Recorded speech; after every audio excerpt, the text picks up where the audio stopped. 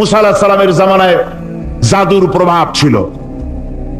তখন আল্লাহ রাব্বুল আলামিন মুসা আলাইহিস সালামকে একটা মুজিজা দিলেন। কি দিলেন?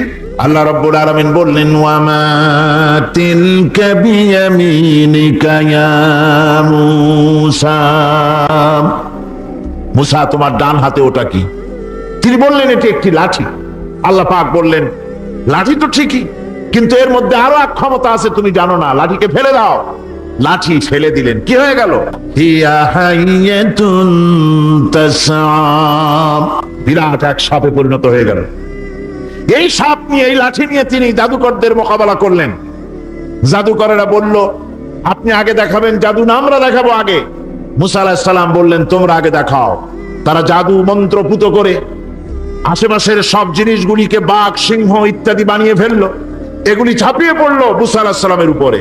ক্ষণিক সময়ের জন্য মুসা আলাইহিস সালাম ঘাবড়ে গেলেন। আল্লাহ রাব্বুল আলামিন হযরতে মুসাকে ডেকে বললেন, মুসা রে, ভয় পাওয়ার কোনো কারণ নাই। প্রতিষ্ঠিত একটি সরকারের বিরুদ্ধে তোমাকে নামায় দিয়া ময়দানে তোমাকে আমি একা ছেড়ে দেই নাই। আমি আল্লাহ রাব্বুল আলামিন তোমার সাথে আছি। হাতের লাঠি ছেড়ে দাও। মুসা আলাইহিস সালাম লাঠি ছেড়ে দিলেন। লাঠি সাপ হয়ে গেল, হা করলো। জাদুকরদের তৈরি করা সমস্ত বাঘ, সিংহ, সাপ মুসা আলাইহিস সালামের লাঠি মার্কা সাপের পেটের মধ্যে গিয়া ঢুকলো। জাদুকরেরা মনে করলো, আমরা যা দেখালাম তা তো জাদু, নিঃসন্দেহে। মুসা আলাইহিস সালাম যা দেখালেন তা নিঃসন্দেহে জাদু নয়, কারণ জাদু তো খেয়ে ফেলে দিয়েছে। কাজে জাদু যে জিনিসে খায় সেটা তো জাদু না, সেটা জাদুর বাবা অথবা দাদা। এটা ছিল মুসা আলাইহিস সালামের মুজিজা। হযরত দাউদ আলাইহিস সালামের মুজিজা ছিল, আল্লাহ রাব্বুল আলামিন তাকে মুজিজা দিয়েছিলেন, গলার সুন্দর আওয়াজ দিয়েছিলেন। তিনি যখন জাব্বুর শরীফ তেলাওয়াত করতেন, উড়ন্ত পাখিরা ওড়া বন্ধ করে চতুর্দিকে বসে আল্লাহর কালাম শুনত। তিনি লোহা দিয়ে অস্ত্র তৈরি করতেন। অস্ত্র বানাবার সময় আগুন দিয়ে লোহা পোড়ায় অস্ত্র বানাতে হয়। দাউদ আলাইহিস সালামের তার প্রয়োজন ছিল না। তিনি যখন লোহা হাতির ভিতরে নিয়ে চাপ দিতেন, লোহা পানি হয়ে আঙ্গুলের ফাঁক দিয়া গলে পড়ে যেত। এটা ছিল তার মুজিজা। হযরত সুলাইমান, আল্লাহ রাব্বুল আলামিন তাকে মুজিজা দান করলেন। কোরআনে কারীমের ভিতরে রব্বুল আলামিন বলেন, হযরত সুলাইমান আলাইহিস সালাম সকাল বেলায় বিনা মেশিনে, বিনা ইঞ্জিনে তক্তার উপরে বসে যেতেন। তক্তা 1 মাসের পথ অতিক্রম করত। আবার সন্ধ্যা বেলায় বসতেন, এই তক্তা আর 1 মাসের পথ অতিক্রম করে যেত। ঈসা আলাইহিস সালামের মুজিজা ছিল, জন্মান্ধের চোখের উপরে হাত বুলিয়ে দিতেন, সঙ্গে সঙ্গে চোখ ভালো হয়ে যেত। কুষ্ঠব্যাধিগ্রস্ত লোকের গায়ে হাত বুলাতেন, সঙ্গে সঙ্গে কুষ্ঠব্যাধি ভালো হয়ে যেত। এই হলো তাদের মুজিজা। পয়গম্বরেরা বিদায় হয়ে গেলেন, মুজিজা বিদায় হয়ে গেল। দাউদ আলাইহিস সালাম বিদায় হলেন, মুজিজা সাথে নিয়ে গেলেন। তার উম্মতেরা ওই লোহাগুলি আর কেউ গলাতে পারে নাই, আজও কেউ গলাতে পারে না হাত দিয়া চেপে ধরে। সুলাইমান আলাইহিস সালাম দুনিয়া থেকে বিদায় হয়ে গেছেন, মুজিজা নিয়ে কবরে চলে গেছেন। আজ আর তার অনুসারীরা অথবা দুনিয়ার কোন মানুষ বিনা ইঞ্জিনে তক্তায় বসে আর হাওয়ায় উঠতে পারবে না। মুসা আলাইহিস সালাম বিদায় হলেন, লাঠির মুজিজা চলে গেল। তার উম্মতেরা, তার অনুসারীরা কিয়ামত পর্যন্ত যদি 1000 চেষ্টা চালায়, লাঠিকে আর কোনোদিন সাপে পরিণত করতে পারবে না। ঈসা আলাইহিস সালাম, আল্লাহ রাব্বুল আলামিন তাকে উঠায় নিলেন, মুজিজা তিনি সাথে নিয়ে গেলেন। আজ তার কোটি কোটি, শত শত কোটি উম্মতেরা, দুনিয়া যারা তার উম্মত দাবি করে, খ্রিস্টানেরা, হাজারো যদি চেষ্টা চালায়, তবুও জন্মান্ধের চোখের উপরে হাত বুলিয়ে চোখ আর ভালো করতে পারবে না। কুষ্ঠব্যাধিগ্রস্ত লোকের গায়ে হাত বুলিয়ে কুষ্ঠব্যাধি ভালো করতে পারবে না। তার মানে হলো, নবীরা যে যা যত মুজিজা পেয়েছিলেন, জীবদ্দশায় মুজিজা কাজে লেগেছে। দুনিয়া থেকে বিদায় হয়েছেন, মুজিজা সাথে নিয়ে গেছেন।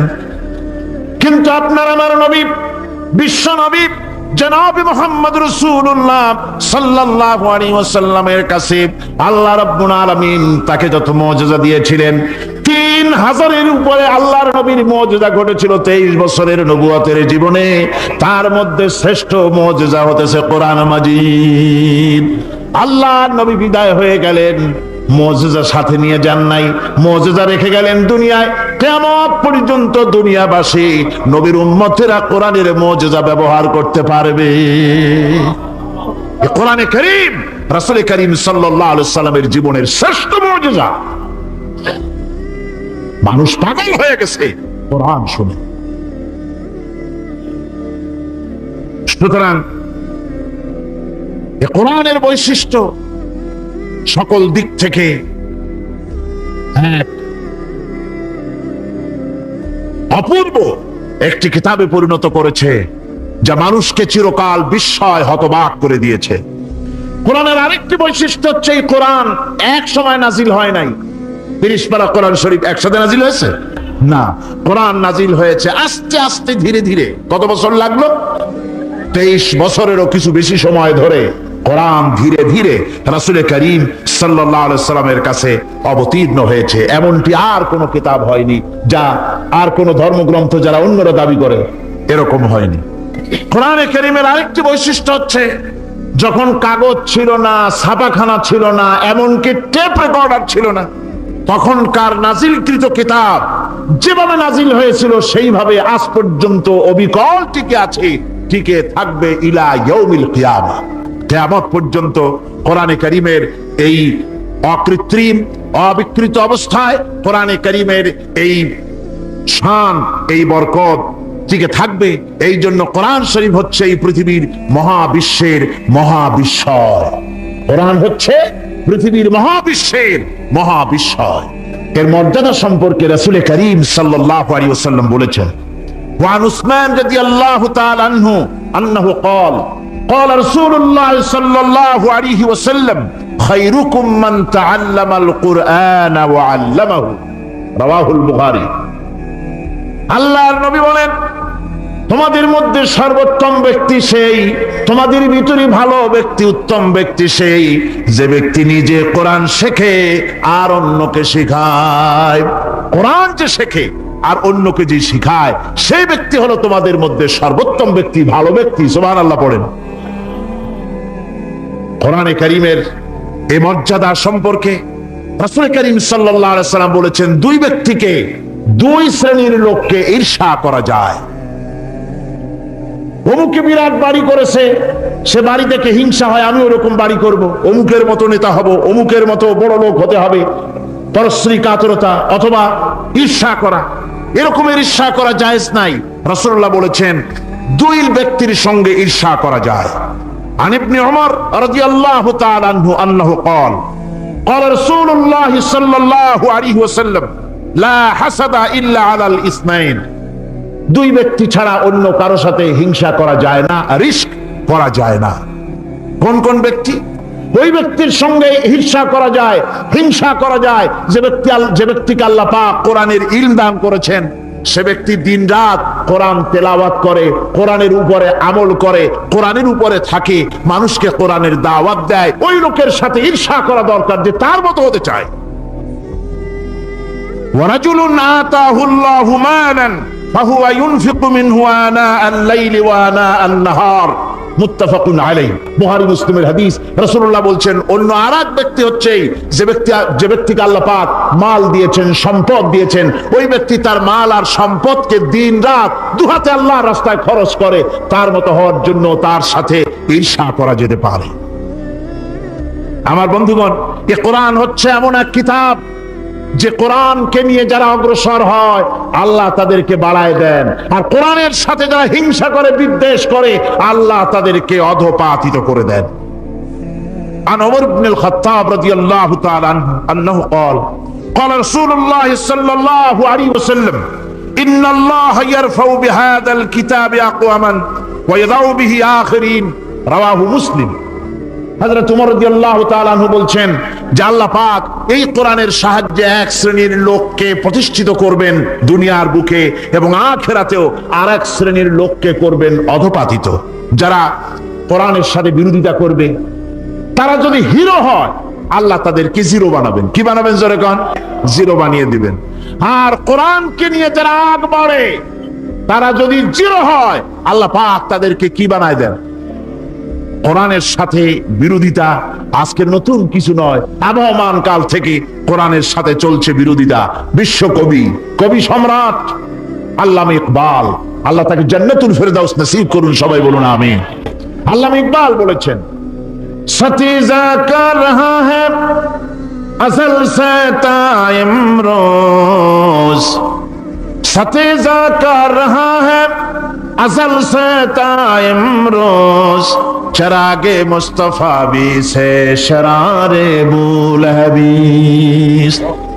মুহাম্মদ সাল্লাল্লাহু আলাইহি ওয়াসাল্লামের দ্বীপ শিখার সাথে, আল্লাহর দ্বীনের সাথে আবু জাহাল, আবু লাহাবের অগ্নিস্ফুলিঙ্গের সংঘর্ষ আবহমান কাল থেকে লেগে এসেছে।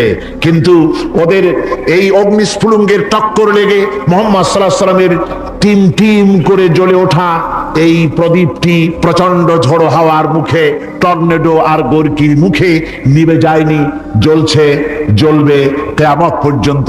এটাকে নিভাবার ক্ষমতা বিশ্বের কোনো মানুষের নাই। ফু দিয়ে কেউ যদি নিভাতে চায়, চেহারা শুদ্ধ, মাথা শুদ্ধ, পুড়ে ছাই হয়ে যাবে, কোরআনের আলোকে নির্বাপিত করতে পারবে না।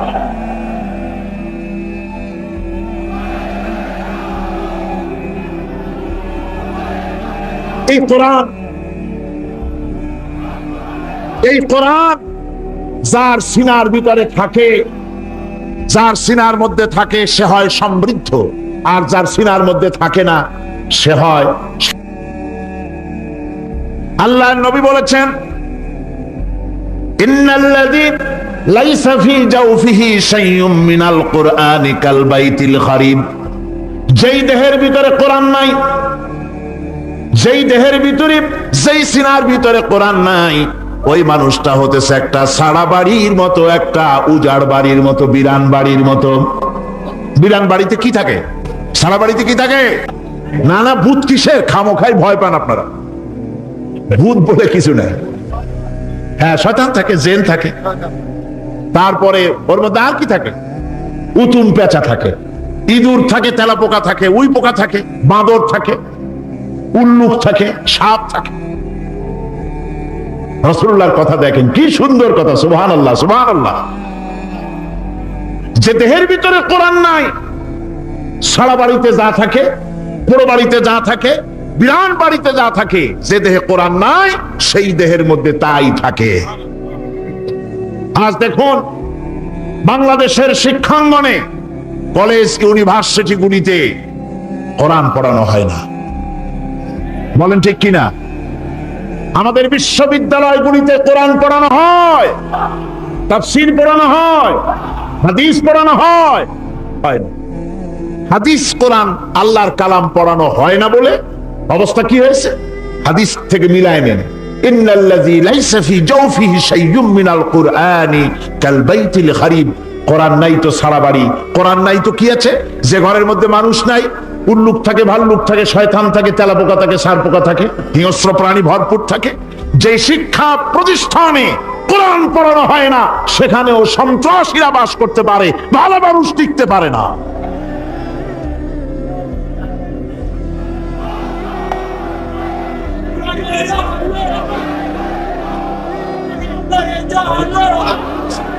এই জন্য কোরআন যেখানে পড়া হয় না সেটা কবরের তুল্য, কোরআন যেখানে তেলাওয়াত হয় না সেটা কিসের তুল্য? কোরআনে কারীমের বৈশিষ্ট্য হচ্ছে, কোরআন গোটা মানব জাতির জন্য সর্বশেষ হেদায়েতের গ্রন্থ, আল্লাহর পক্ষ থেকে। আর একটি বাণীও মানুষের জন্য আসবে না। আল্লাহর পক্ষ থেকে মানুষের জন্য আর কোন বাণী আসবে?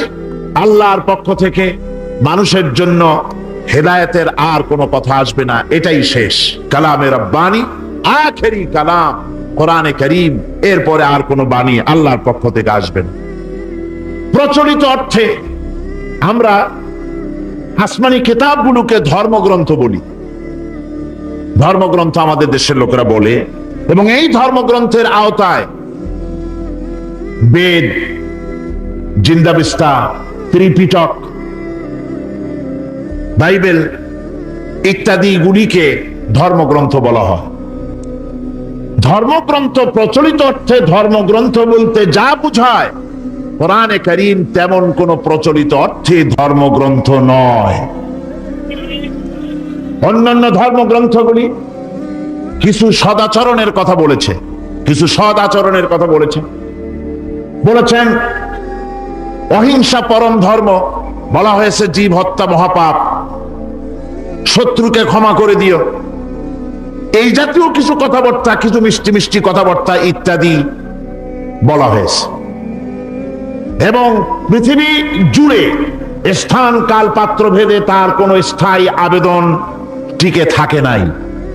কোরআন হচ্ছে সেই কিতাব, কোরআন হচ্ছে সেই গ্রন্থ যা প্রচলিত অর্থে ধর্মগ্রন্থ নয়, বরং কোরআন হচ্ছে একটি পূর্ণাঙ্গ জীবন বিধান, যাকে আরবিতে বলা হয় মুকাম্মাল নিজামে হায়াত, যাকে বলা হয় কমপ্লিট কোড অফ লাইফ, যাকে বলা হয় পূর্ণাঙ্গ একটি জীবন বিধান। কোরআন শরীফ এমন কিছু নাই যা কোরআন শরীফের মধ্যে বিধৃত হয়নি। সকল কথা আল্লাহ পাকের মধ্যে বলে দিয়েছেন। একেবারে এ কোরআনে কি নাই, সব আছে। কোরআন শরীফ পিঁপড়া থেকে শুরু করে হাতি পর্যন্ত কোরআনের ভিতরে সন্নিবেশিত করা হয়েছে। পিঁপড়ার নামে একটা সূরা আছে না, নাম কি? সূরা আন-নামল। আবার হাতির নামেও একটা সূরা আছে, নাম কি? সূরা ফিল। লোহার নামে সূরা আছে, মাকড়সার নামে সূরা আছে, মৌমাছির নামে সূরা আছে, মানুষের নামেও সূরা আছে। মানুষের ভেতরে দুটো শ্রেণী, পুরুষ এবং নারী, মহিলাদের কেউ বাদ দেওয়া হয় নাই, তাদের জন্য একটা সূরা আছে, নাম কি? তাহলে পিঁপড়া থেকে শুরু করে হাতি আর মানুষ, তার প্রয়োজনীয় যা কিছু সব কিছুকে আল্লাহ পাক কোরআনে কারীমের মধ্যে সন্নিবেশিত করে দিয়েছেন। আমি অনেকবার কথা বলেছি, এটা কোনো কোরআন হাদিসের কথা নয়, এটা আমার ধারণার কথা, কোরআন হাদিসের কথা নয়। যেমন কোরআন শরীফের শুরু হয়েছে বিসমিল্লাহ দিয়ে। কি দিয়ে শুরু হয়েছে? বিসমিল্লাহ দিয়ে। প্রথম অক্ষরটা কি? বা। আর শেষ হয়েছে মিনাল জিন্নাতি ওয়ান নাস, শেষের অক্ষর কি? সিন। তাহলে কোরআনের প্রথম অক্ষর বা আর শেষের অক্ষর সিন, দুইটাকে জুড়ে দিলে কি হয়? বাস।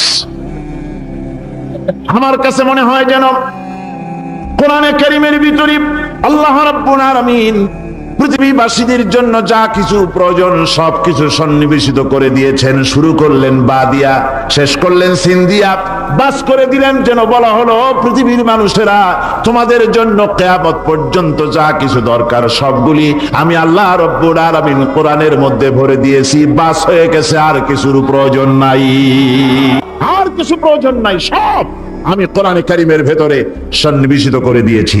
সুতরাং কোরআনে কারীমের এই বৈশিষ্ট্য যে অন্য ধর্মগ্রন্থের মতো কোরআন শরীফ নাম সর্বস্ব একটি ধর্মগ্রন্থ নয়, এর মধ্যে রয়েছে মানুষের প্রয়োজনীয় সবকিছু।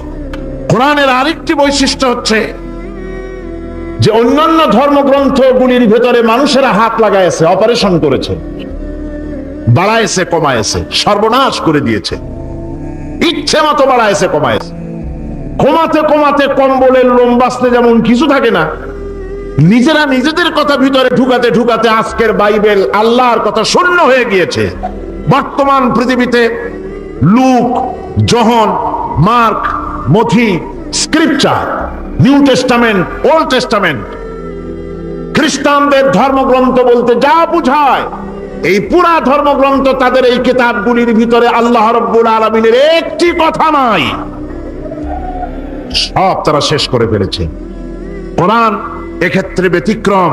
এ কোরআন একমাত্র কিতাব যা আজ পর্যন্ত অকৃত্রিম এবং অবিকৃত অবস্থায় বিশ্ব মানব সভ্যতার সামনে বিজয় গৌরব নিয়ে দেদীপ্যমান হয়ে আছে দ্বীপ্রহরের সূর্যের মতো, যার ভিতরে কোনো ভুল নাই, যার ভেতরে কোনো ত্রুটি নাই। কোরআনে কারীম তার আরেকটি বৈশিষ্ট্য হচ্ছে কোরআন একমাত্র গ্রন্থ যার ভাষা এবং সাহিত্য 1400 বছর ধরে এর ভিতরে কোনো কৃত্রিমতা ঘটেনি।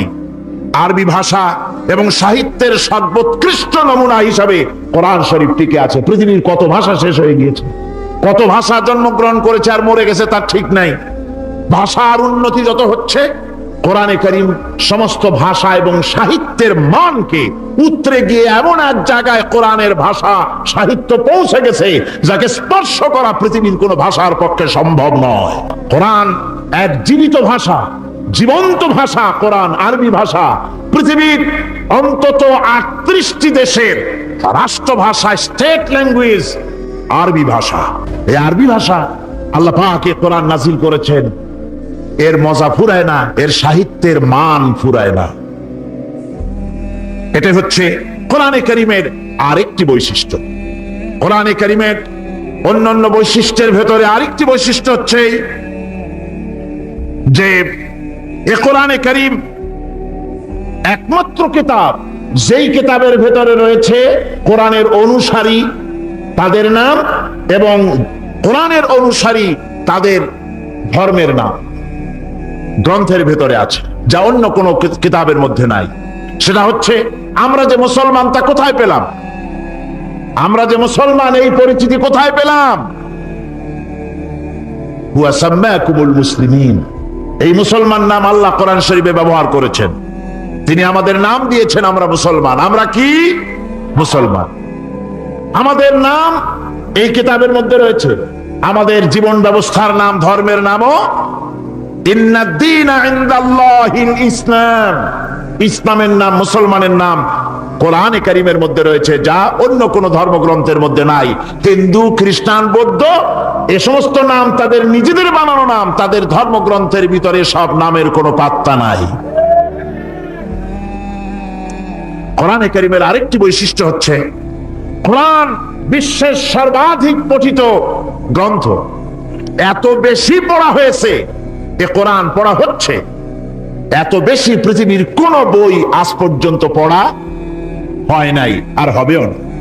কোরআনে কারীমের আরেকটি বৈশিষ্ট্য হচ্ছে এই বিশাল ধর্মগ্রন্থ, এই বিশাল জীবন ব্যবস্থা, এই বিশাল কিতাব মানুষেরা মুখস্থ করেছে। আপনি আমাকে বলেন, নিজের ভাষা নয়, নিজের মায়ের ভাষা নয়, এমন এক বিশাল কিতাব মানুষ মুখস্থ করতে পেরেছে, এর কোন নমুনা আছে দুনিয়ায়?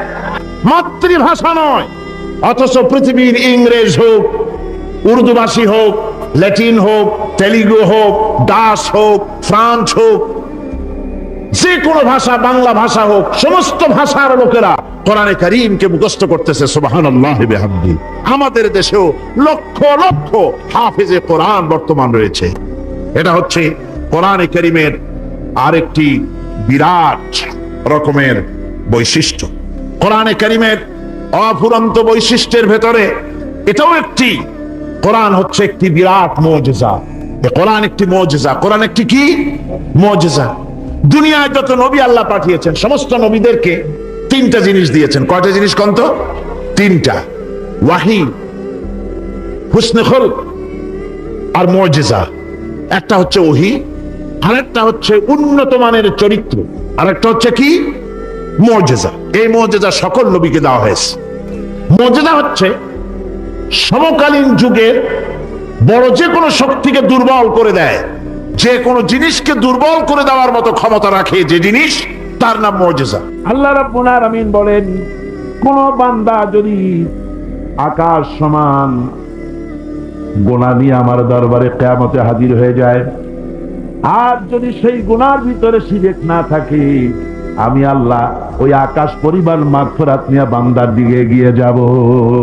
শিরক হচ্ছে সবচেয়ে মারাত্মক, আর তাওহীদ হচ্ছে জীবনের মধ্যে ধরে রাখার জন্য সবচেয়ে বড় জিনিস। আল্লাহ পাককে বিশ্বাস করতে হবে এভাবে যে রিজিক দান করতে পারেন তিনি, তিনি ছাড়া রিজিক দাতা কেউ না। জোরে বলেন আছে? কথার জবাব দিবেন পুরুষের মতো। মহিলারা আমাদের পাশে বসা পর্দার মধ্যে, সামনে যারা আছে এর মধ্যে মেয়ে লোক না পুরুষ? পুরুষ, তাও বলতে পারলেন না। পাশের বাড়িতে নাকি ডাকাত পড়ছিল, বউ উঠে বলছে তুমি এখনো ঘুমায়া? করবো কি? পাশের বাড়ি তো ডাকাত পড়ছে।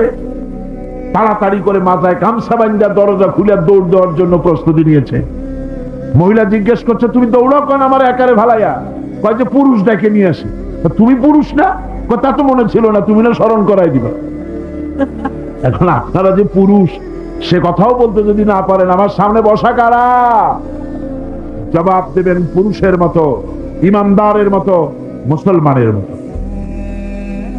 গোটা সৃষ্টি জগৎকে রিজিক দেন তিনি, প্রতিপালন সৃষ্টি করেন তিনি, প্রতিপালনও করেন তিনি। তার নাম হচ্ছে রব। আল্লাহর নাম কি?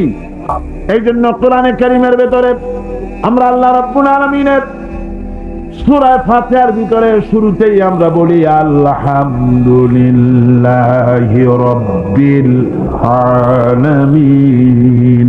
সবাই পড়েন আলহামদুলিল্লাহি রাব্বিল আলামিন। রব্বুল আলামিন কিন্তু রব্বিল মুসলিমিন নন শুধু, আলহামদুলিল্লাহ রব্বিল মুসলিমিন শুধু নন, আলহামদুলিল্লাহ রব্বিল আউলিয়া ওয়াল মুত্তাকিন নন শুধু, আলহামদুলিল্লাহ রব্বিল মুরসালিন নন শুধু, আলহামদুলিল্লাহ রব্বিল আলামিন। তিনি সকলের রব। সুতরাং তিনি সৃষ্টি করেন আর সৃষ্টির প্রয়োজনীয়তা পূরণ করেন, প্রতিপালন করেন, বর্ধিত করেন যার যা প্রয়োজন। রব শব্দের অনেক অর্থ আছে। সোজা কথায় আপনারা যদি আমাকে প্রশ্ন করেন, এক কথায় বলে দেন রব কাকে বলে, তাহলে আমি এভাবে জবাবটা দিব যে যাহার যে জিনিসের যখন যতটুকুন প্রয়োজন তাহাকে তখন সেই জিনিস বিনা দরখাস্তে যিনি পৌঁছে দেন তার নাম রব। এরপরে আল্লাহ রাব্বুল আলামিনের এই তাওহীদকে, এই উলুহিয়তকে, এই রুবুবিয়তকে বোঝাবার জন্য অসংখ্য পয়গম্বর আল্লাহ পাক পৃথিবীতে পাঠিয়েছেন। সে নবীদের সংখ্যা কত আমরা জানি না। কোরআন শরীফে মোট 25 জন নবীর নাম এসেছে। বাকি নবী রাসূল যারা আছেন সকলের প্রতি আমরা ঈমান আনি। লা নুফাররিকু বাইনা আহাদিম মির রাসূলি, আমরা নবীদের মধ্যে কোনো পার্থক্য সূচিত করি না, সকলের প্রতি আমরা ঈমান আনি। এখন এই যে নবীরা পৃথিবীতে আসলেন, সমস্ত নবীদের দাওয়াত ছিল তাওহীদের দাওয়াত। দাওয়াত ছিল কয় রকম? এক রকম। বিজ্ঞানীদের কথার সাথে কারো কথার মিল হয়নি। একজন বিজ্ঞানী বলেছেন মানুষ পেট সর্বস্ব, আর একজন বলেছে সেক্স সর্বস্ব, আর একজন বলেছে মানুষ মানুষই না, মানুষ হলো বান্দরের গোষ্ঠী। কারো সাথে কারো কথার মিল হয়নি। কিন্তু নবীদের কথা গরমিল হয়েছে কখনো? একজন নবী বলেছেন আল্লাহ এক, আর একজন বলেছেন না বেশি হতে পারে। একজন বলেছেন পরকাল আছে, আর একজন বলেছেন ওটা একটা বাজে কথা। একজন বলেছেন মৃত্যু হবে, আর একজন বলেন এতে সন্দেহ আছে। এই রকমের কোন কথার মধ্যে নবীদের কথায় বৈপরীত্য ঘটেছে? জোরে বলেন ঘটেছে? ঘটে নাই। কারণ নবীদের কাছে কথা এসেছে একটা অফিস থেকে। কয়টা অফিস থেকে? সমস্ত নবীরা আম্বিয়া আলাইহিমুস সালাম সকলেই এক দাওয়াত দিয়েছেন। সকলের দাওয়াত ছিল তাওহীদের, একই দাওয়াত, লা ইলাহা ইল্লাল্লাহ, লা ইলাহা ইল্লাল্লাহু মুহাম্মাদুর রাসূলুল্লাহ। সব পয়গম্বরদের, নবী রাসূলদের একই দাওয়াত, লা ইলাহা ইল্লাল্লাহ, আল্লাহ ছাড়া কোন ইলাহ নাই, মাবুদ। এই জন্য যখন যে পয়গম্বর পৃথিবীতে এসেছেন সমস্ত নবীরা দাওয়াত দিয়েছেন কি বলে? ইয়া কওমি ইবুদুল্লাহা মা লাকুম মিন ইলাহিন গায়রু। সমস্ত নবীরা দাওয়াত দিয়েছেন তার কওমকে। আম্বিয়া আলাইহিমুস সালাম দাওয়াত দিয়েছেন, হে আমার জাতি, হে আমার সম্প্রদায়, এক আল্লাহ ছাড়া কোনো ইলাহ নাই। এক আল্লাহ ছাড়া কোনো ইলাহ নাই, কোনো আইনদাতা নাই, বিধানদাতা নাই, শাসনকর্তা নাই। সেই আল্লাহর দিকে, সেই আল্লাহকে একমাত্র ইলাহ বলে মেনে নাও, তার আনুগত্য করো, তার দাসত্ব করো। আল্লাহ পাক অন্য আয়াতের ভিতরে বলেন, ওয়ালাকাদ বাআসনা ফি কুল্লি উম্মাতির রাসূলা আন ইবুদুল্লাহা ওয়াজতানিবুত তাগুত। আল্লাহ রাব্বুল আলামিন বলেন, এমন কোন জাতি নাই, এমন কোন সম্প্রদায় নাই, উম্মত নাই যাদের কাছে আমি নবী রাসূল প্রেরণ করি নাই। তারা সেখানে গিয়েছেন আর সকলকে বলেছেন এক আল্লাহর দাসত্ব করো, তাগুতকে বর্জন করো, আল্লাহর গোলামি করো জীবনের সকল ক্ষেত্রে। এক আল্লাহ ছাড়া কেউ নাই, আল্লাহ হচ্ছেন এক। আল্লাহ কয়জন? আকাশ জমিন, চন্দ্র সূর্য, নদ নদী, গাছপালা, জন্তু জানোয়ার, উত্থান পতন, বিশ্ব চরাচরের সকল সিস্টেম প্রমাণ এর সবচাইতে বড় সাক্ষী আল্লাহ হচ্ছেন এক। কোরআনে কারিমে রব্বুল আলামিন বলেন, লাউ কানা ফীহিমা আলিহাতুন ইল্লাল্লাহু লাফাসাদাতা ফাসুবহানাল্লাহি রাব্বিল আরশি আম্মা ইয়াসিফুন। আল্লাহ রাব্বুল আলামিন বলেন, যদি আকাশ এবং জমিনে একাধিক ইলাহ যদি থাকতো তাহলে বিপর্যয় সৃষ্টি হয়ে যেত, ফাসাদ সৃষ্টি হয়ে যেত, বিপর্যয় সৃষ্টি হয়ে যেত। আসমান এবং জমিনে সব জায়গায় ফাসাদ সৃষ্টি হয়ে যেত, বিপর্যয় সৃষ্টি হয়ে যেত। সুতরাং আল্লাহ রাব্বুল আলামিন হচ্ছেন এক। তার ব্যাপারে একাধিক যারা চিন্তা করে তারা বড় বাজে কথা বলে, এ কথার পেছনে কোনো দলিল নাই। আল্লাহ এই সমস্ত কথা থেকে তিনি পবিত্র। আল্লাহ পাক আবার বলেন, মাত্তাখাযাল্লাহু মিন ওয়ালাদিন ওয়া মা কানা মা'হু মিন ইলাহিন ইযাল লাযাহাবা কুল্লু ইলাহিন বিমা খালাকা ওয়া লা'আলা বা'দুহুম আলা বা'দ। আল্লাহ পাক বলেন, আল্লাহ কাউকে নিজের সন্তান বানান নাই, তার কোনো সন্তান নাই, আর তার কোনো ইলাহ, তার কোনো শরীক নাই। এরপরে যদি আরো কোনো শরীক থাকতো তাহলে তারা তাদের সৃষ্টি নিয়ে আলাদা হয়ে যেত। একাধিক আল্লাহ যদি হতো, একাধিক ইলাহ যদি হতো, তাহলে সূর্য যার আছে সে সূর্য নিয়ে একদিকে যেত, আর একজনে চন্দ্র নিয়ে যাইতো, আর একজনে জমিন নিয়ে যেত, আর একজনে আবার আকাশ নিয়ে যেত। এরকম এক খোদা আর এক খোদার উপরে চড়াও হতো। যেমন রাশিয়া চড়াও হয়েছে চেচনিয়ার উপরে, আবার সার্বিয়রা চড়াও হয়েছে বসনিয়ার উপরে। এমনি করে এক রাষ্ট্র আর এক রাষ্ট্রের উপরে যেমন চড়াও হয়, এক খোদা আর এক খোদার উপরে গিয়ে চড়াও হতো। আল্লাহ পাক বলেন, আকাশ এবং জমিনে এক আল্লাহ, এই এক আল্লাহ ছাড়া আর কেউ নাই। এই তাওহীদের বীজ সব মানুষের হৃদয়ের ভিতরে বপন করে দেওয়া আছে। প্রত্যেক মানুষের অন্তরের ভিতরে, মনের গহীনের ভিতরে এই তাওহীদের বীজ বপন করা আছে। যদি সে নাস্তিক হয়, তুফানের ভিতরে যখন পড়ে, ঝড়ের ভিতরে যখন পড়ে, ঢেউয়ের মধ্যে যখন পড়ে যায়, আল্লাহ বলেন, দাল্লা মান তাদউনা ইল্লা ইয়াহু, তখন আমি আল্লাহ ছাড়া সকলকে ভুলে যাই। বিপদে যখন পড়ে তখন আল্লাহর নাম খুব তখন স্মরণে এসে যায়। মহান আল্লাহ পাক বলছেন, আকাশে এবং জমিনে সব জায়গায় এক আল্লাহ, তার এই তাওহীদের উপরে বিশ্বাস স্থাপন করতে হবে। কোরআনে কারীমের ছোট্ট একটি সূরার ভিতরে তাওহীদের ব্যাপক চিত্র আল্লাহ তুলে ধরেছেন। কি? কুল হুয়াল্লাহু আহাদ।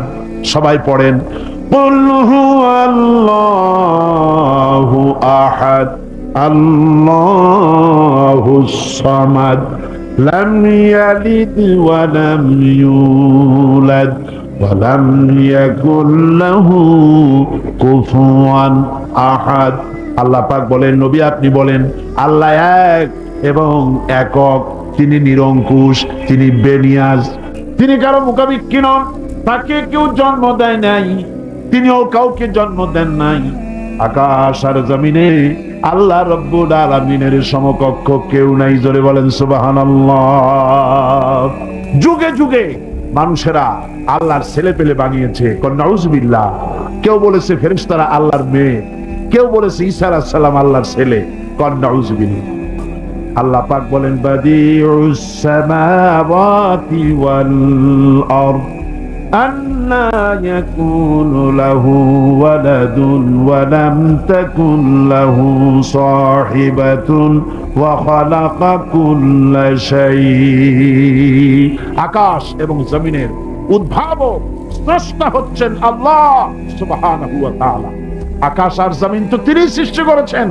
কোত্থেকে তার জীবন, তার ছেলে আসবে কোত্থেকে, নিয়ে আসবে কোত্থেকে, যখন তার কোনো জীবন সঙ্গিনী নাই, বরং তিনি সব সৃষ্টি করেছেন। আকাশ জমিন যা তোমরা দেখতে পাও সব তিনি সৃষ্টি করেছেন। এই চিত্র আরো সুন্দর করে তাওহীদের এই চিত্র আরো ফুটে উঠেছে আয়াতুল কুরসির ভিতরে আপনারা নামাজ পড়ে জামার বোতাম খুলে বুকের উপরে যে বড় করে একটা ফু দেন নামাজের পরে, দেন না? ওইটা কোন আয়াত? আয়াতুল কুরসি। এই যে আয়াতুল কুরসি পড়ে ফু দেন, এতে কিন্তু কোনো গুনাহ নাই, অনেক সওয়াব। সুবহানাল্লাহ।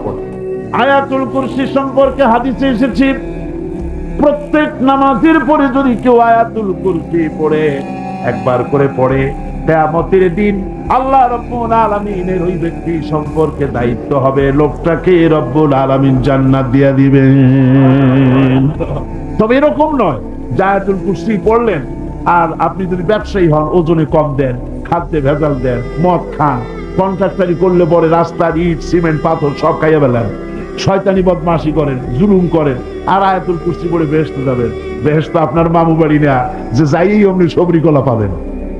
সহজ ব্যাপার নয়। আয়াতুল কুরসি পড়লে নামাজের পরে আল্লাহ জান্নাত দিয়ে দিবেন। কেন দিবেন? আয়াতুল কুরসি পড়তে হবে, বুঝতে হবে এর মধ্যে কি কথা আছে এবং সেই অনুযায়ী জীবন করতে হবে। আল্লাহ রাব্বুল আলামিন আয়াতুল কুরসির ভিতরে তার পরিচয় সুন্দর করে তুলে ধরেছেন, সার্বভৌমত্বের কথা তুলে ধরেছেন। আল্লাহু লা ইলাহা ইল্লা হুয়াল হাইয়ুল কাইয়্যুম। পড়েন না মহব্বতের সাথে, আল্লাহু লা ইলাহা ইল্লা হুয়াল হাইয়ুল কাইয়্যুম। আল্লাহ হচ্ছেন তিনি যিনি ছাড়া কোনো ইলাহা নাই, আইনদাতা নাই, বিধানদাতা নাই, শাসনকর্তা নাই, হায়াত ও মওতের মালিকও কেউ নাই। লা তাখুযুহু সিনাতুন ওয়ালা নাওম। নিদ্রা, ঘুম তাকে স্পর্শ করতে পারে না। সুবহানাল্লাহ। ঘুম নাই, তন্দ্রা। লাহু মা ফিস সামাওয়াতি ওয়া মা ফিল আরদ। আকাশও তার, জমিনও তার। আকাশ কার? জমিন কার? আমরা যে জমিনে সেজদা দেই, এই সেজদা কি মাটিতে দেই? কারে দেই? আল্লাহরে দেই। আল্লাহর জমিনের উপরে সেজদাটা আল্লাহর দেই। মাথাটা নত হয় কার সামনে? আল্লাহর সামনে। মান যাল্লাযী ইয়াশফাউ ইনদাহু ইল্লা বিইذনিহি। কে আছে এমন তার সামনে তার বিনা অনুমতিতে সুপারিশ করতে পারে এমন ক্ষমতা আকাশেও কারো নাই, জমিনেও কারো নাই। জোরে বলেন সুবহানাল্লাহ। বিনা অনুমতিতে আল্লাহর সামনে মুখ খোলার ক্ষমতা কারো নাই। সুবহানাল্লাহ। অনেকে চিন্তা করে দুই হুজুরের কাছে মুরিদ হইছি, খুব খুশি। দুই হুজুরের কাছে মুরিদ হইছি, কি উদ্দেশ্যে? কয় যে দুইজনে দুই হাত ধরিয়া কিয়ামতের দিন এরকম মারিয়ে দেবে আর আমি বেহেশতের মধ্যে ঢুকে দেব। আশ্চর্য কথা, এত সহজ, এত সহজ। যার কাছে মুরিদ হয়েছ তার অবস্থা কিয়ামতে কি হয় তাই দেখো। অবশ্য হক্কানি ওলিদের কথা আলাদা। আমি হক্কানি ওলি, হক্কানি পীরদের সমালোচনা কখনো করেছি কোনোদিন? করেছি কোনোদিন? বাতিলদেরকে চিনতে হবে যারা ব্যবসা করে, পীর মুরিদি ব্যবসা বানাইয়া কমার্শিয়াল সার্ভিস।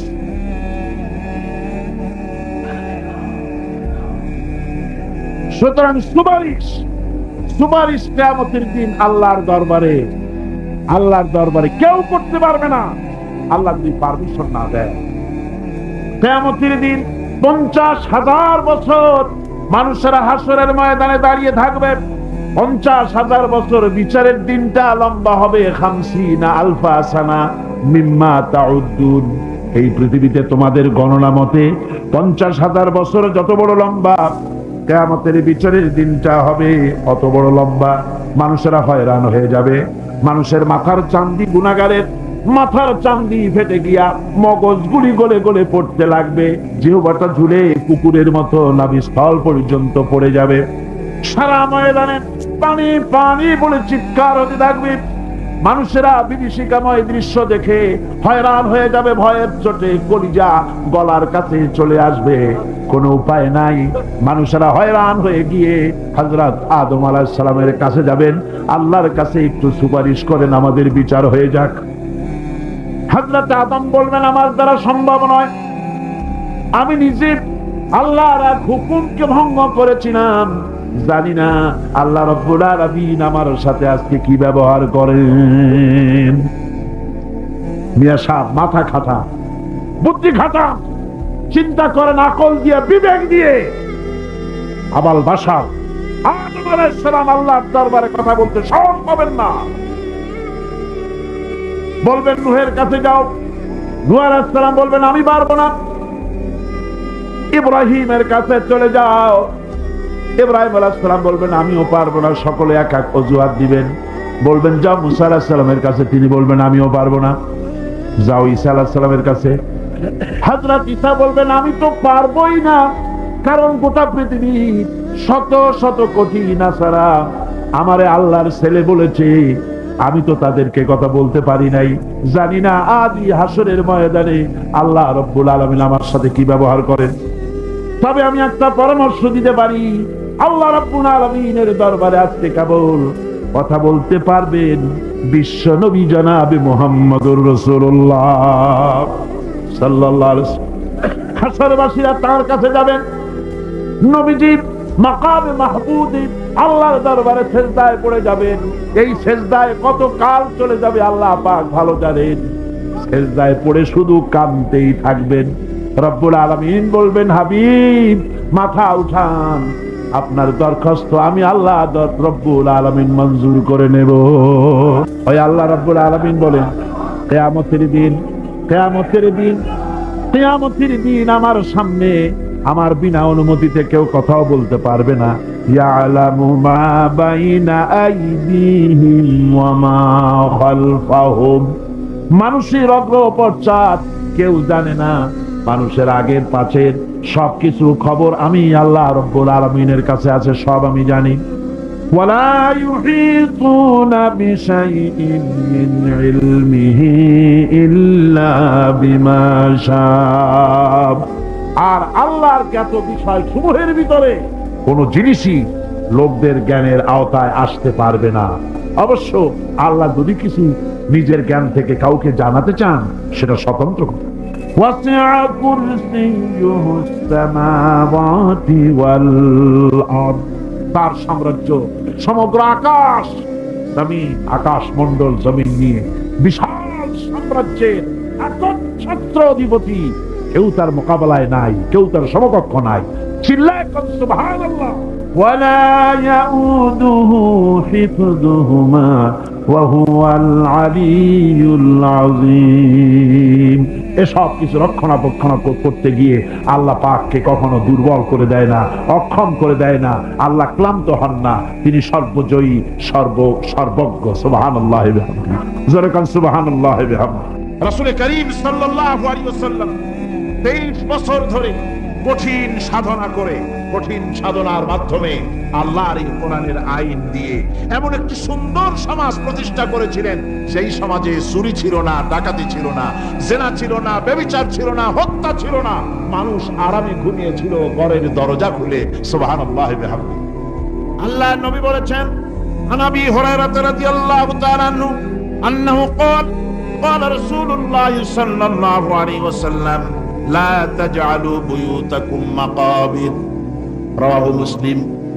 আল্লাহর নবী বলেন, তোমাদের ঘরগুলিকে তোমরা কবর বানায়ো না। অর্থাৎ যে ঘরের মধ্যে কোরআনে কারীম তেলাওয়াত হয় না সেটা কবরের সমতুল্য। আগে আমাদের ঘর সমূহে যখন ছোট ছিলাম তখন দেখতাম ঘরে ঘরে কোরআন তেলাওয়াত হতো, ঠিক না? প্রত্যেকটা ঘরের জানালা দিয়া সকালবেলা আওয়াজ আসতো, আউযু বিল্লাহি মিনাশ শাইতানির রাজীম, বিসমিল্লাহির রাহমানির রহিম। তেলাওয়াতের আওয়াজ ভেসে আসতো। আজ আর এই অবস্থা নাই। আজ ভদ্রলোকের বাড়ির সামনে দিয়ে হেঁটে যাবেন, সকালবেলা কিসের তেলাওয়াত? জনমের ঘুম ঘুমায়, পাইকারি দরে ঘুমায়, ফজরের নামাজ নাই। শহরের অবস্থা, অধিকাংশ বাড়িতে ফজরের নামাজ হয় না। ডিসেন্টিনার মাধ্যমে, আগে তো ছিল শুধু বাংলাদেশের ছবি, ডিসেন্টিনার মাধ্যমে সারা পৃথিবীর শয়তানি আর বদমাশি ঘরে বসে গেলা যায়। উপকারিতা এবং অপকারিতা দুটোই আছে। নিউজ দেখা যায় সাথে সাথে, আবার নিউজের সাথে আরো বাজে কিছু দেখা যায়। এগুলো দেখতে দেখতে রাত শেষ হয়ে আসে, ঘুমায় জনমের মতো, এক ঘুমে বেলা 9টা আর 10টা। কিসের ফজরের নামাজ আর কি এর কোরআন শরীফ তেলাওয়াত করো। এরপরে উঠলো 9টা 10টার সময়, উঠে তারপরে গানের মাস্টার এসে গেছে। তখন ইতিমধ্যেই গানের মাস্টার এসে গেছেন। কি দুর্ভাগ্যজনক সত্য কথা, ইংরেজি যে টিচার পড়ান, অঙ্ক যে টিচার করান, সপ্তাহে 3 ঘন্টা পড়াবেন, বেতন 2500 টাকা। আর প্রতিদিন সকালবেলা এসে যদি কোনো মুসলমান কোন একজন মৌলভী সাহেব, হাফেজ সাহেবকে রাখেন কোরআন তেলাওয়াত করাবার জন্য, কোরআন পড়াবার জন্য, সন্তান প্রতিদিন আসতে হবে, প্রতিদিন 2 ঘন্টা পড়াতে হবে, আর মাসের শেষে বেতন 500 টাকা। কোরআনে কারীমের সাথে এই আচরণ বেশি হয়েছে। ও, আমি বেশি বলে ফেলেছি। যাদের অভিজ্ঞতা আছে তারা বলছেন 200 টাকা। এরপরে অঙ্ক ইংরেজি তো কাজে লাগে, ভালো কথা। তারপরে গানের মাস্টার আসছেন, তিনি শেখাবেন কি? রবীন্দ্র সঙ্গীতের প্যানপ্যানানি, যা শুনলে পরে কানে ময়লা জমে যেতে পারে, যে গান শুনলে জীবিত মানুষ মৃত্যু হয়ে যায়। নজরুলের কথা শেখানো হবে না, তাহলে সেটা হবে সাম্প্রদায়িকতা। গানের মাস্টারকে, নাচের মাস্টারকে 5,000 টাকা, 10,000 টাকা পর্যন্ত বেতন দেওয়া হয়। এ জাতির জন্য আল্লাহর রহমত কেমনে আসবে? কি কারণে আসবে? কোরআনের সাথে এই বেয়াদবি আমরা করেছি। ঘরগুলিকে, আজকে আমাদের ঘরগুলিকে আমরা কবরস্থানে পরিণত করে দিয়েছি। কোরআন তেলাওয়াত হচ্ছে। আমার বন্ধুগণ, কোরআন তেলাওয়াত করুন, বেশি বেশি তেলাওয়াত করুন, ঘরকে জীবিত করুন, সন্তানকে তেলাওয়াত করান, আপনি নিজেও তেলাওয়াত করুন। কোরআনে কারীম যারা তেলাওয়াত করবেন তাদের সম্পর্কে আল্লাহর নবী বলেন, মান ক্বারাআল কুরআনা ফাস্তাযহারাহু ফাহাল্লা হালালাহু ওয়া হাররামা হারামাহু আদখালাহুল্লাহুল জান্নাহ। আল্লাহর নবী বলেন, যে ব্যক্তি কোরআন শরীফ তেলাওয়াত করবে এবং কোরআনের হালাল অনুযায়ী হালালকে মেনে চলবে, হারাম অনুযায়ী হারাম থেকে ফিরে থাকবে, এরকম কোরআনের উপরে যে তেলাওয়াত করবে আর আমল করবে, আল্লাহ রাব্বুল আলামিন কিয়ামতের দিন তাকে জান্নাতের ভিতরে প্রবেশ করাবেন। শুধু বেহেশতে যাবে না, ওয়া শাফাহু ফি আশরাতিন মিন আহলি বাইতিহি কুল্লুহুম কাদ ওয়াজাবাত লাহুন নার। নবীজি বলেন, এই কোরআনে কারীমের বরকতে কিয়ামতের দিন ওই ব্যক্তি তার রক্ত সম্পর্কিত 10 জন আত্মীয়র ব্যাপারে সুপারিশ করার জন্য তৌফিক পাবে আল্লাহর দরবারে। এমন 10 ব্যক্তি, সেই 10 ব্যক্তির জন্য হিসাবের পরে জাহান্নাম ওয়াজিব হয়ে গিয়েছিল, এমন 10 ব্যক্তি সম্পর্কে কোরআনের তেলাওয়াতকারী আর আমলকারী আল্লাহর দরবারে সুপারিশ করার জন্য পারমিশন পাবেন। এমন নিয়ামত, সেই নিয়ামত থেকে আমরা বঞ্চিত হয়ে যাচ্ছি। আমি বলি না যে আপনারা কলেজ ইউনিভার্সিটিতে ছেলেদের পড়তে দিবেন না, আমি তা বলি না। তারা কলেজ ইউনিভার্সিটিতে বিলক্ষণ পড়াশোনা করুক, কিন্তু তাদেরকে কোরআন শরীফ শিখান। লক্ষ লক্ষ টাকা খরচ করলেন ছেলের পেছনে, কিন্তু কোরআন শিখালেন না। আপনি মরে গেলে আপনার জানাজাটা পড়বে, এ তৌফিকও সে পেল না। বান্দা, আমার তাওহীদ দেখতে চাও?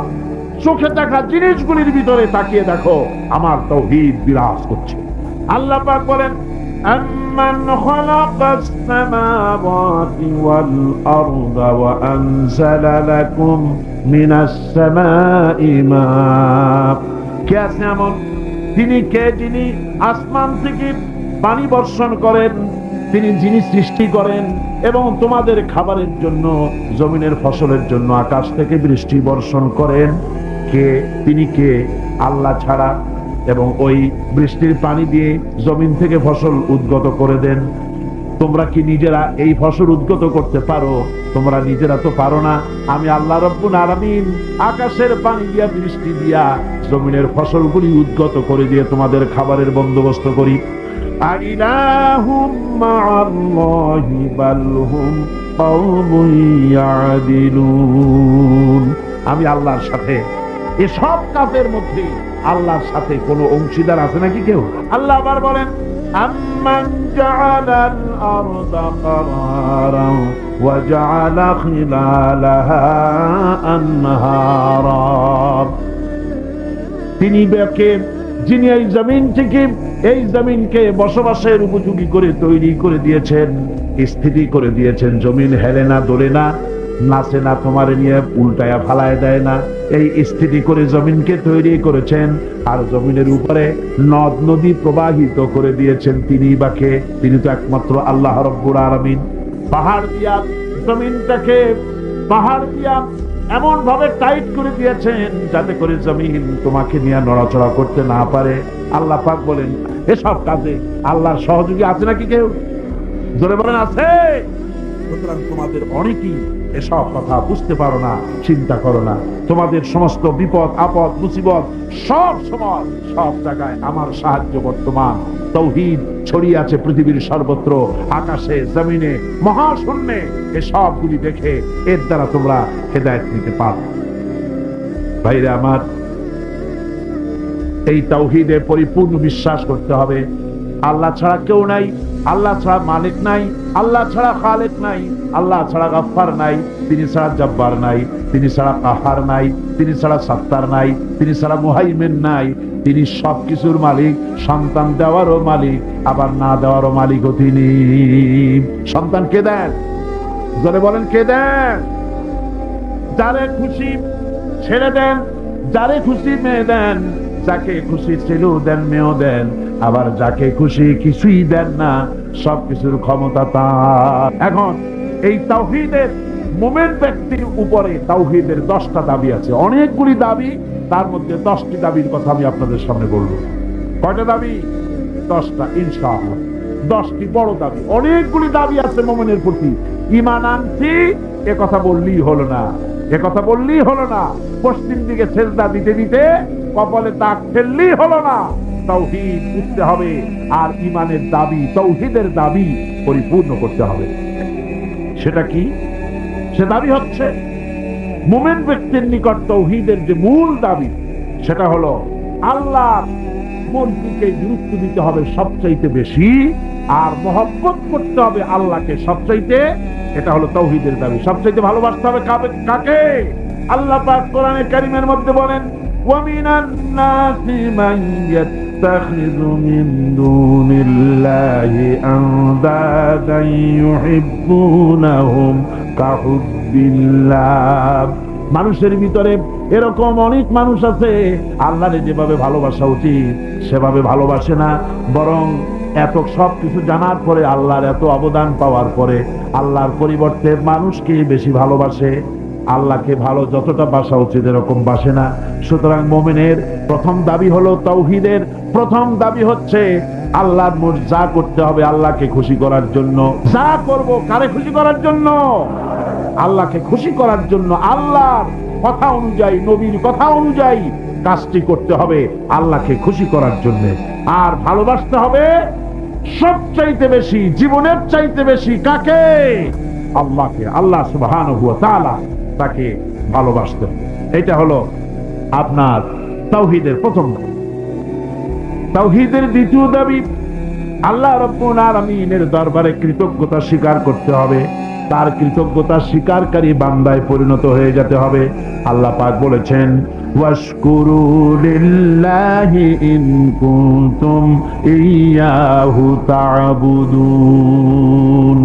প্রকৃতপক্ষে তোমরা যদি আল্লাহর বান্দাই হয়ে থাকো তাহলে কৃতজ্ঞতা স্বীকার করবে আল্লাহ, একমাত্র তারই প্রশংসা করবে, তার কাছেই শুকরগুজারি করবে। এই শুকরটা যদি বেশি করো তাহলে আল্লাহ খুশি হবেন। আল্লাহ বলছেন, লা ইন শাকারতুম লাযীদান্নাকুম ওয়া লা ইন কাফারতুম ইন্না আযাবী লাশাদীদ। আমার শুকর যদি আদায় করো বেশি করে, তাহলে আমার শুকর আদায় করলে নিয়ামত আমি বাড়ায় দেব। আর যদি না শুকর হও, কৃতজ্ঞ যদি হও, শুকরিয়া আদায় না করো, তাহলে মস্ত বড় শাস্তি আমি তোমাদের জন্য রেখে দিয়েছি। মানুষের অভ্যাস হলো যখন সুদিন আসে আল্লাহরে ভুলে যায়, আর যখন বিপদ আসে তখন আল্লাহর কথা খুব মনে পড়ে। কথা ঠিক কিনা? কোরআনে কারীম বলছে, ওয়াইদা আনআমনা আলাল ইনসানি আ'রাদা ونأى بجانبه وإذا مسه الشر فذو دعاء عريض। আল্লাহ রাব্বুল আলামিন বলেন, যখন আমি বান্দাকে নিয়ামত দেই, নিয়ামত পেলে পরে তখন সে পিঠ প্রদর্শন করে আমারে বুড়ো আঙ্গুল দেখায়, আর যখন বিপদ আসে তখন লম্বা চৌড়া দোয়া শুরু করে যায়। দেখেন না, যখন তুফান হয়, ঝড় হয়, টর্নেডো হয়, বরকি হয়, প্রচন্ড ঝড় এসেছে, এই ঝড়ের মোকাবেলায় কাঁদতে থাকে, আল্লাহ আমারে বাঁচাও, রক্ষা করো। আল্লাহ যদি দয়া করে মেহেরবানি করে ঘরটারে বাঁচায় দিল, তারপরে সকালবেলা কয় যে আমার বাবা বড় বুদ্ধিমান ছিলেন, পাকা শাল কাঠের খুঁটি দিছিলেন আর তাল গাছের চৌকাঠ দিছিলেন, নইলে কি ঘর টিকতো, যে ধাক্কা লাগছিল। আল্লাহ কয় দেখো বাঁচাইলাম আমি, কানলো আমার কাছে, আর এখন প্রশংসা করে তাল গাছের আর বাপ। বিপদে পড়লে আল্লাহর কথা খুব মনে ওঠে, আর বিপদ যখন যায় আর মনে থাকে না। এক বেচারা তুফানের মধ্যে পড়ছিল, নদীর ঢেউ, প্রচন্ড ঢেউ, বলতেছে আল্লাহ কোন রকম রহম করে আমার একটু খাল পর্যন্ত নিয়ে দাও, তারপর আমি যাইতে পারবো না। বিপদ যখন আসে সে সময় আল্লাহর কথা খুব মনে পড়ে বান্দা, আর বিপদ যখন চলে যায় তখন আল্লাহকে বেমালুম মানুষেরা ভুলে যায়। এই জন্য তাওহীদের দাবি হচ্ছে মানুষ যেন শকর গুজারকারী, কৃতজ্ঞতা স্বীকারকারী বান্দায় পরিণত হয়ে যাবে, সব জায়গায় শকর করবে আল্লাহ। পানি খাবে, পানি পান করে বলবে আলহামদুলিল্লাহ, খানা খাবে বলবে আলহামদুলিল্লাহ, কোন একটা ভালো কাজ দেখবে বলবে আলহামদুলিল্লাহ। সমস্ত প্রশংসা হবে আল্লাহ রাব্বুল আলামিনের। কার হবে? দাবিগুলি মুখস্থ করে যান, কাজে লাগবে, কিয়ামতের দিন কাজে লাগবে, দুনিয়ায় কাজে লাগবে। এই তাওহীদ যদি না বুঝি, শিরক থেকে যদি না বাঁচতে পারি, ঈমান যদি বদ্ধমূল না হয়, দুনিয়ার ভিতরে মুসলমান টিকে থাকার কোনো কারণ নাই। আল্লাহ সেই সব নামধারী মুসলমানদের কেন সাহায্য করবে? যারা নামাজ পড়বে, সেজদা দেবে আল্লাহরে, আর সাহায্য চাইবে কোন কবরের কাছে গিয়া, কোন খাজার কাছে গিয়া সেজদা দিবে যেখানে সেখানে। 3 নম্বরে তাওহীদের দাবি হচ্ছে কেবলমাত্র আল্লাহ পাককে সেজদা করবে, আর কাউকে সেজদা করা যাবে না। সেজদা হবে কার জন্য? সিল্লা এখন কার জন্য? আল্লাহ রাব্বুল আলামিন বলে দিয়েছেন, চন্দ্রকে সেজদা দিও না, সূর্যকে সেজদা দিও না, কাউকে সেজদা দিবা না। সেজদা দিবা কেবলমাত্র আমি আল্লাহরে। মাথাটা আমার সামনে নত করে দাও। আমি সেদিন বলেছিলাম, বোধহয় মনে আছে, আমাদের শরীরটাই আল্লাহ বানাইছেন সেজদা দেওয়ার কায়দা করে, যাতে করে সেজদাটা দেওয়া যায়। দেখেন হাতটার কোনায় এই কেনুর ভিতরে যদি জোড়া না হইতো, তাহলে সেজদার সময় হাতটা ভাঁজ হইতো না, ঠিক কিনা? বুঝেন কথা? কেনুতে যদি কবজা না হতো, এটা কি হাত হইতো না লাঠি? লাঠি হয়ে যেত। হাতের আঙ্গুলগুলোর ভিতরে যদি কবজা না হতো, হাতটা একটা কাটা চামচে পরিণত হয়ে যেত, ঠিক কিনা? কোমরে যদি কবজা না থাকতো, আপনি একেবারে বাঁশের মতো খাড়া হয়ে থাকতেন। হাঁটুতে যদি কবজা না থাকতো, রুকু দিতে পারতেন না, সেজদা দিতে পারতেন না। প্রমাণ হয় মানুষকে যেভাবে আল্লাহ বানাইছেন, তাতে বোঝাই যায় উদ্দেশ্যই হলো মানুষ যেন আল্লাহরে সেজদা করে। হাত দিয়া, নাক দিয়া, কপাল দিয়া, হাঁটু দিয়ে এভাবে করে সেজদা মানুষ ছাড়া আর কেউ দিতে পারে। এই সেজদা অনেক মানুষ আছে পীরের সেজদা দেয়, মাজারে গিয়া সেজদা দেয়, জোরে বলেন নাউজুবিল্লাহ। হারাম, কাফের হয়ে যাবে। কি হয়ে যাবে? কাফের হয়ে যাবে। সেজদা দেওয়া যাবে না। মাজারে চাদর থাকে, চাদরের মধ্যে মাথাটা ঢুকায় দেয় খাদেমেরা, তারপরে মাথাটা নিয়ে ওর উপরে বসতে থাকে। হায় রে কপাল, নাউজুবিল্লাহ মিন যালিক। আর মাজারের তো অভাব নাই। হায় রে মাজার, ওরে মাজার। রাস্তার ধারে ধারে যত মাজার দেখলাম এ পর্যন্ত আমার এই ছোট্ট জীবনে, রাস্তার ধারে ছাড়া মাজার খুব কম দেখছি। সব রাস্তার ধারে। এয়ারপোর্টে মাজার নাই, রেল স্টেশনে মাজার নাই, স্টিমার স্টেশনে মাজার নাই, লঞ্চ স্টেশনে মাজার নাই, সব বাস ট্রাক চলে যে সব রাস্তায়। সেদিন দেখলাম মাগুরার ঝিনাইদার মাঝখানে কোনোদিন মাজার ছিল না, হঠাৎ এক মাজার গজাইছে, বিরাট সাইনবোর্ড, তাতে লেখা ড্রাইভার ভাইরা মাজার বহুত গরম। তার মানে বাস থামাইয়া পয়সা দিয়ে মাজারে ঠান্ডা করে যাও। আশ্চর্য কথা। আর ঠিক ড্রাইভাররা যাওয়ার সময় ওখান থেকে গাড়ি আসতে চালায়। তাহলে আল্লাহর ওলি সম্পর্কে ধারণা কি? যিনি এতই খারাপ মানুষ, যাত্রী বোঝাই বাস উল্টায় দেবে। কি আশ্চর্য কথা। আবার মাজারে মশারি টানায় দেয়। আজিব তামাশা। তাহলে তোমার পীর সাহেব সম্পর্কে তোমার ধারণা এত খারাপ যে লোকটার দুনিয়া মশায় খাইতো, কবরেও মশায় খাবে মশারি টানা। যে ব্যক্তি মশারি টানাই দিল কবরে, হয়তো খুঁজে দেখা যাবে তার বাপের মশায় খায়, তার মায়ের মশায় খায়। আমার বন্ধুগণ, বাংলাদেশে এমন অনেক মাজার আছে যেই মাজারে শুধু মাজার, মুদ্দার বলতে কোনো জিনিস নাই। স্বপ্নে দেখা মাজার, স্বপ্নে পাইছে মাজার। তারপরে শোনেন শোনেন শোনেন, আগে ভেড়ামারা কুষ্টিয়া জেলা, সেখানে আছে হযরত ঘোড়া শাহ রহমতুল্লাহ আলাইহির মাজার। আবার রাজশাহীতে আছে বিড়াল শাহ রহমতুল্লাহ আলাইহির মাজার। ঘোড়া ভেড়া সব রহমতুল্লাহ আলাইহি হয়ে যাচ্ছে। ফেরেশতাদের প্রতি ঈমান, এটা হচ্ছে আল্লাহর প্রতি ঈমানের পরিপূর্ণতা মাত্র। আল্লাহর উপরে ঈমানটা পরিপূর্ণ করতে হলে ফেরেশতাদের উপরে বিশ্বাস করতে হবে।